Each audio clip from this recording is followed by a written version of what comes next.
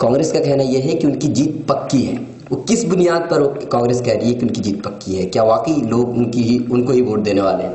जी बिल्कुल, मुझे ऐसा लगता है कि वाकई लोग उनको वोट देने वाले हैं, क्योंकि मुझे ऑल इंडिया महिला कांग्रेस की तरफ से वहां पर ऑब्जर्वर बनाकर भेजा गया है। जिस तरह से मैंने वहां जाकर देखा है कि लोगों का रुझान पूरी तरह से कांग्रेस पार्टी की तरफ है, क्योंकि जो बीजेपी सरकार के दौरान में जो हुकूमत चल रही थी उस दौरान जो मॉब लिंचिंग वगैरह हो रही थी और जो इनको मजहब के नाम पे या जात पात के नाम पे लड़ाया झगड़ाया जा रहा था, तो उससे पूरी तरह से वहाँ के लोग बिल्कुल तंग आ चुके हैं। तो उनका मानना ये है कि हम कांग्रेस पार्टी को, ज्यादातर लोगों को लगता है कि कांग्रेस पार्टी को ही हम।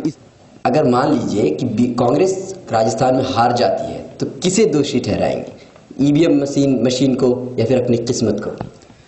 मैं ईवीएम मशीन को तो नहीं ठहराऊंगी दोषी, लेकिन जो बीजेपी सरकार है हर फंडे अपना रही है अपने जीतने के, तो मुझे, लेकिन फिर भी मैं ये कहूंगी नहीं कांग्रेस पार्टी हारेगी, वो जीतेगी ही 100%। लेकिन आपको नहीं लगता है कि जो बीजेपी सरकार इन 4 सालों में लोगों के अंदर इतना जहर घोल दिया है मजहब के नाम पर कि अब जो है वोट जो है काम देख करके नहीं दे रहे हैं लोग, जात पात मजहब देख करके दे रहे हैं। तो अगर जात पात देखा जाए तो पक्की बात है कि बीजेपी वहां जीत जाएगी, कांग्रेस तो जीत नहीं सकती। आपको नहीं लगता है? जात पात अगर देख कर दे रहे हैं तो हर जगह मुसलमान नहीं है, बीजेपी के कैंडिडेट भी नॉन मुस्लिम हैं।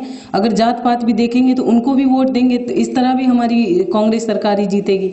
अच्छा, उन जगहों पर, और जहां पर उन्होंने मुस्लिम कैंडिडेट को टिकट दिया है वहां पर ज्यादातर मुस्लिम लोगों की आबादी ज्यादा है, तो इस तरह वहां पे कांग्रेस सरकार ही जीतेगी। तो राजस्थान में जो जनता है, क्या आपको लगता है कि पूरी तरह से जो है वो बीजेपी से ऊब चुकी है? मतलब ऐसा लग रहा है? मुझे तो बिल्कुल लग रहा है। किया है? बिल्कुल मुझे ऐसा, कामा में जैसे आपका कामा से ही आपको क्या लगा कि पूरी तरह से मतलब वो ऊब चुकी है, ऐसा लगा? बिल्कुल मुझे ऐसा लगता है कि वो पूरी तरह से ऊब चुकी है, क्योंकि वो दंगे ही ऐसे कराते हैं, मजहब के नाम पर हुकूमत करते हैं, जात पात के नाम पर हुकूमत करते हैं, इन सारी चीजों के नाम पर हुकूमत करते हैं। तो ये ज्यादा दिन तक लोगों के बीच में, क्योंकि उन्होंने जो हमारे राजस्थान का माना भी जाता है कोई मजहब के नाम पे नहीं, बल्कि वो प्यार मोहब्बत के लिए जाना और माना जाता है, और वो प्यार मोहब्बत से ही लेते हैं। लेकिन ये बीजेपी सरकार जब से आई है उसने मजहब के नाम पर या जात पात के नाम पे लोगों को तोड़ कर रख दिया है, जो बहुत सारे लोग तो इस चीज को बर्दाश्त नहीं कर रहे और वो भी इस चीज से तंग आ गए। लेकिन कुछ लोग हैं जो उसमें, लेकिन कुछ लोगों से सरकार नहीं बनती, ना ही उनकी